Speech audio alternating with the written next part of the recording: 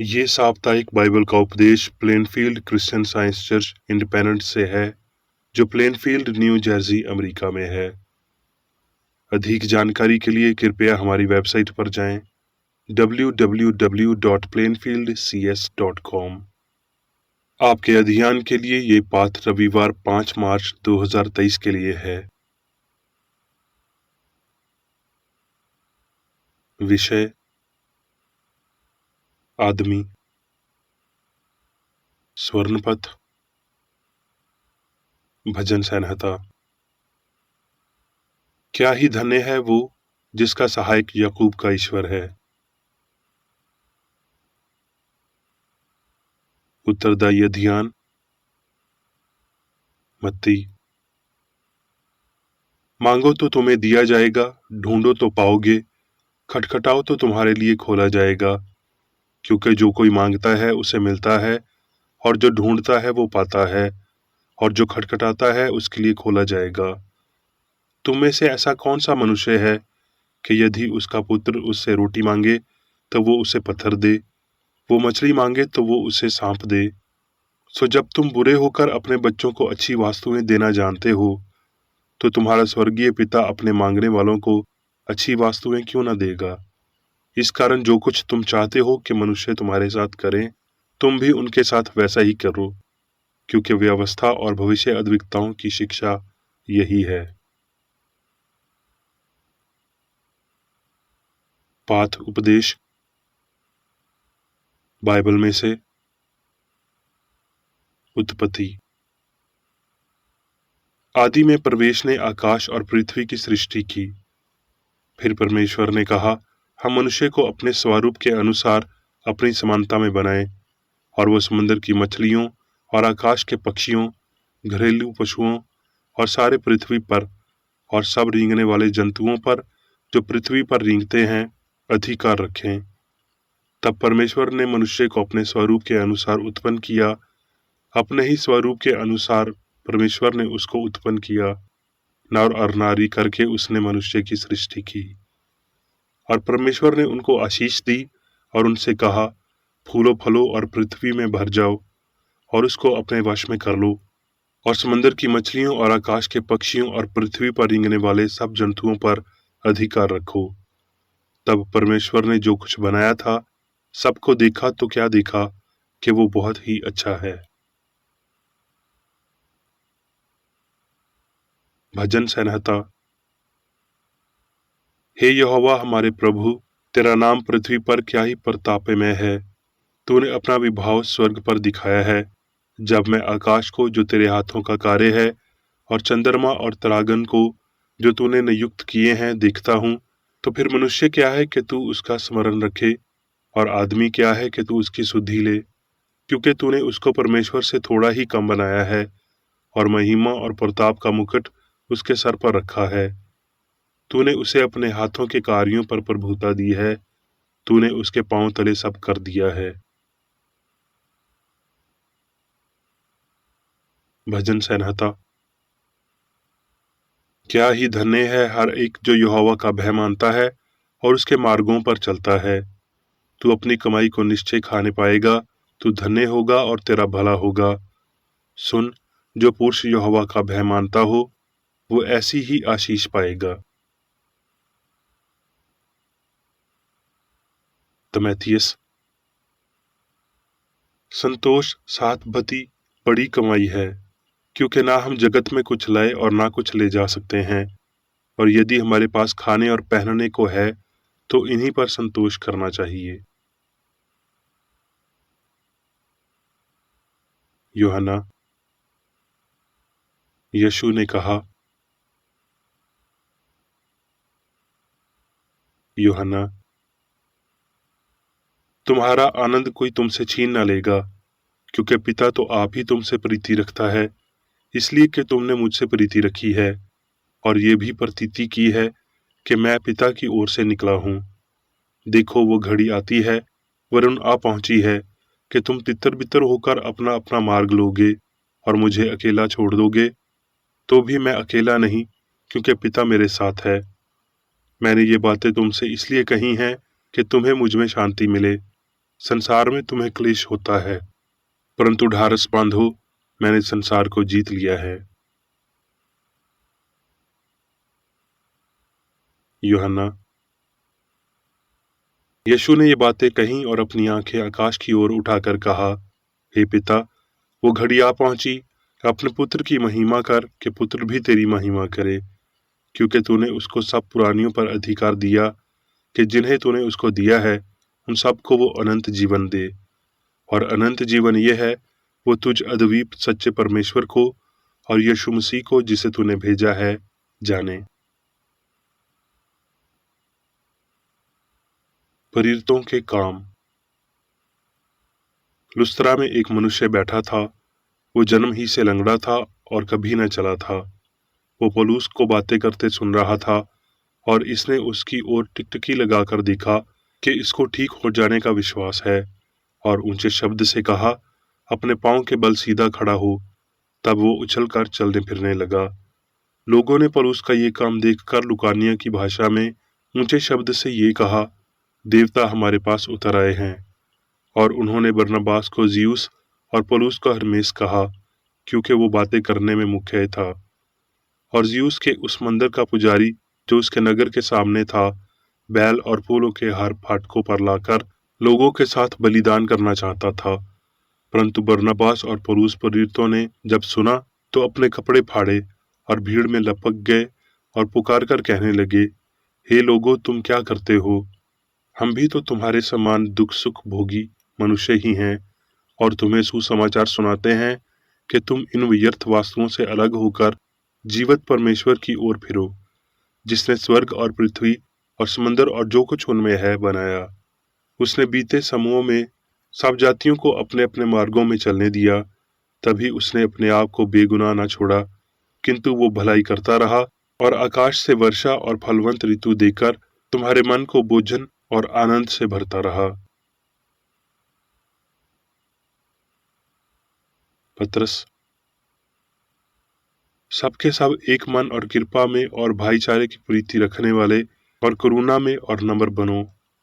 बुराई के बदले बुराई मत करो और न गाली के बदले गाली दो, पर इसके विपरीत आशीष ही दो, क्योंकि तुम आशीष के वारिस होने के लिए बुलाए गए हो। क्योंकि जो कोई जीवन की इच्छा रखता है और अच्छे दिन देखना चाहता है, वो अपनी जीभ को बुराई से और अपने होंठों को छल की बातें करने से रोके रहे। वो बुराई का साथ छोड़े और भलाई ही करे। वो मेल मिलाप को ढूंढे और उसके यत्न में रहे, क्योंकि प्रभु की आंखें धार्मियों पर लगी रहती हैं और उसके कान उसकी विनती की ओर लगे रहते हैं।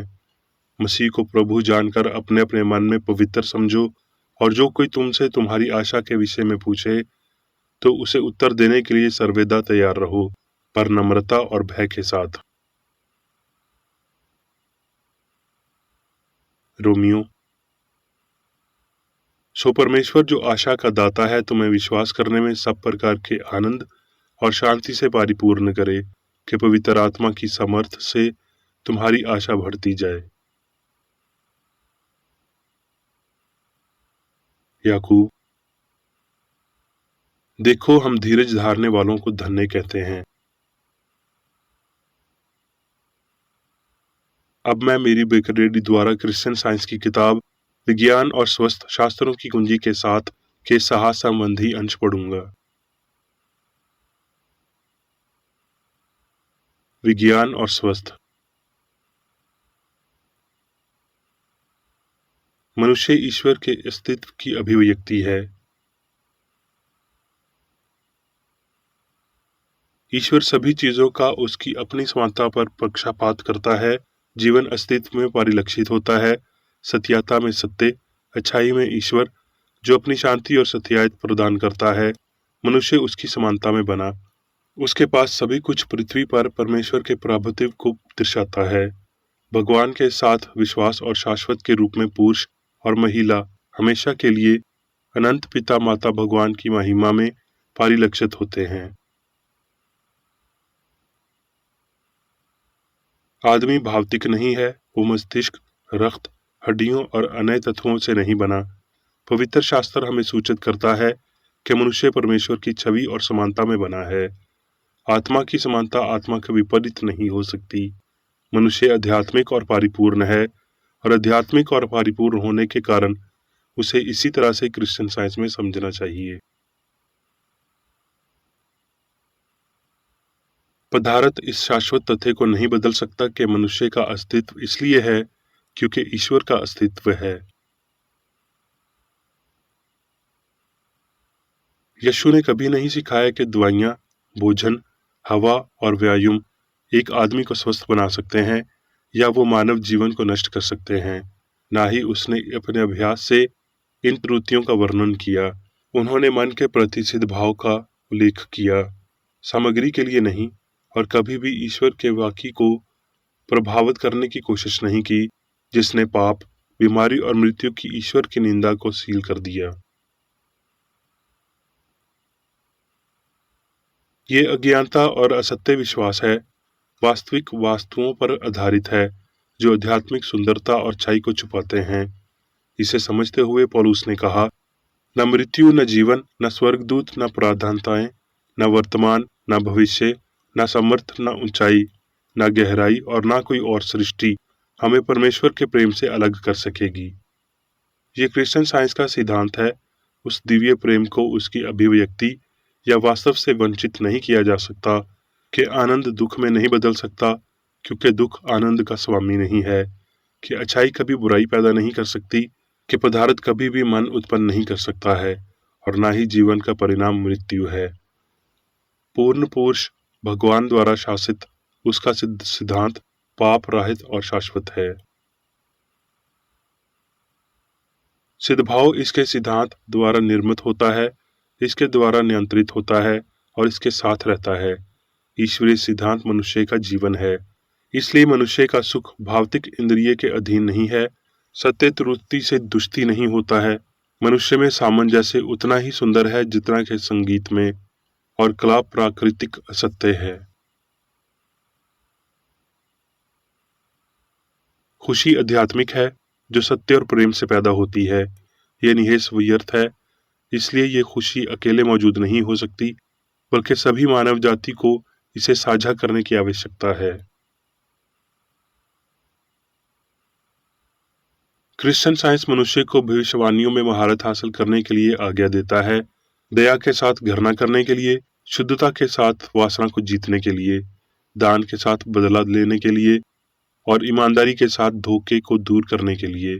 यदि आप स्वस्थ थे, खुशी और सफलता के खिलाफ षड्यंत्रकारियों की एक सेना को सजोना नहीं चाहते हैं, तो इन त्रुटियों को उनके शुरुआती चरणों में नष्ट कर दें। व्यक्ति के अलंकरण अस्तित्व के आकर्षण के लिए घटिया विकल्प है, चमकते हुए दीप्यमान उम्र और कषय के साथ शाश्वत है। शरीर में दर्द या खुशी के विश्वास से पीछे हटने के लिए आध्यात्मिक सिद्धभाव की अपरिवर्तनीय, शांत और गौरवशाली स्वतंत्रता में सुंदरता का नुस्खा कम भरम और अधिक आत्मा का होना है। प्यार कभी भी सुंदरता से नजर नहीं हटाता है, इसका प्रभामंडल इसकी वास्तु पर टिका है। किसी को ताज्जुब होता है कि दोस्त कभी भी कम खूबसूरत नहीं लग सकता है।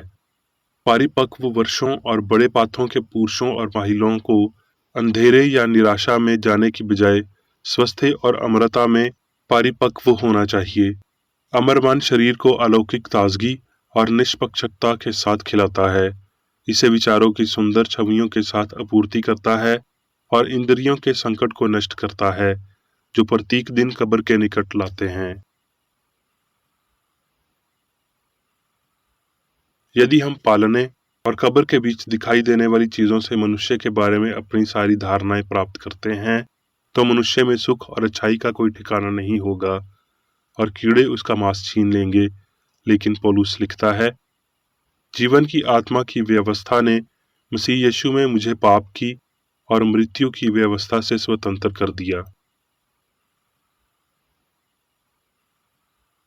आत्मा के पास आत्मा को प्राप्त करने के लिए अनंत संसाधन हैं और खुशी अधिक आसानी से प्राप्त की जाएगी और हमारे रखने में अधिक सुरक्षित होगी अगर आत्मा में मांग की जाए।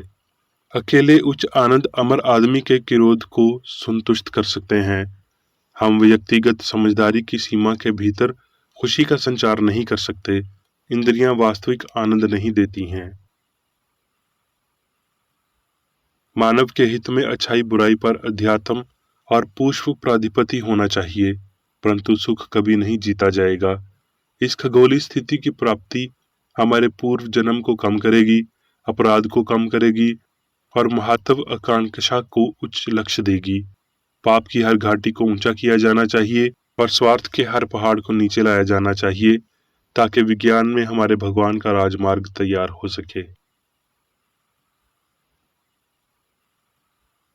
मनुष्य की व्यक्त क्षमता और भावनाओं को विकसित करने के विज्ञान का ज्ञान ये वातावरण का विस्तार करता है, जिससे नश्वर व्यापक और उच्चतर क्षेत्रों तक पहुंच प्राप्त करता है। ये विचारिक को अंतर्दृष्टि और दृष्टिकोण की एक मूल हवा में उठाता है। महान आध्यात्मिक तथ्य को सामने लाया जाना चाहिए कि मनुष्य पूर्ण है, अमर नहीं। हमें हमेशा अस्तित्व की चेतना को धारण करना चाहिए और जल्द ही या बाद में मसीह और क्रिश्चियन साइंस के माध्यम से पाप और मृत्यु पर नियंत्रण रखना चाहिए। मनुष्य की अमरता के प्रमाण अधिक स्पष्ट हो जाएंगे, क्योंकि भौतिक विश्वासों को छोड़ दिया जाता है और होने के अमर तत्वों को स्वीकार किया जाता है। पाप रहित आनंद, जीवन की पूर्ण सिद्ध भाव और अमरता, एक दिव्य सुख या पीड़ा के बिना असीमित दिव्य सुंदरता और अच्छाई का होना एकमात्र सत्य अविनाशी पुरुष का निर्माण करता है, जिसका अस्तित्व आध्यात्मिक है। अस्तित्व की ये स्थिति वैज्ञानिक और क्षण है। एक पूर्णता केवल उन लोगों द्वारा समझ में आती है जिनके पास दिव्य विज्ञान में मसीह की अंतिम समझ है। अब मैं मेरी बेकर डैडी द्वारा चर्च मैनुअल में दिए गए 3 दैनिक कर्तव्यों को पढ़ूंगा। दैनिक प्रार्थना। प्रत्येक दिन प्रार्थना करने के लिए इस चर्च के प्रत्येक सदस्य का कर्तव्य होगा, तुम्हारा राज्य आए, ईश्वरी सत्य, जीवन और प्रेम के शासन को मुझ में स्थापित कर और मुझ पर शासन कर, और तेरा वचन सभी मनुष्यों के स्नेह को समृद्ध कर सकता है और उन पर शासन कर। आदेशों और कर्तव्यों के लिए एक नियम। ना तो दुश्मनी और ना व्यक्तिगत लगाव मदर चर्च के सदस्यों के आदेशों और कर्तव्यों पर लागू करना चाहिए। विज्ञान में दिव्य प्रेम ही मनुष्य को नियंत्रित करता है और एक क्रिश्चियन विज्ञानी प्यार की मीठी सुविधाओं को दर्शाता है। प्यार में डांटने पर, सच्चा भाईचारा, परोपकार और क्षमा में। इस चर्च के सदस्यों को प्रतिदिन ध्यान रखना चाहिए और सभी बुराई दूर करने, भविष्यवाणी, न्याय करने, निंदा करने, परामर्श देने, प्रभावित करने या गलत तरीके से प्रभावित होने से बचने के लिए प्रार्थना करनी चाहिए। कर्तव्य के प्रति सतर्कता। इस चर्च के प्रत्येक सदस्य का यह कर्तव्य होगा कि वो प्रतिदिन आक्रामक मानसिक सुझाव से बचाव करे और भूलकर भी ईश्वर, नेता और मानव जाति के प्रति अपने कर्तव्य की उपेक्षा नहीं करनी चाहिए। उनके कामों से उन्हें आंका जाएगा और वो उचित या निंदनीय होगा।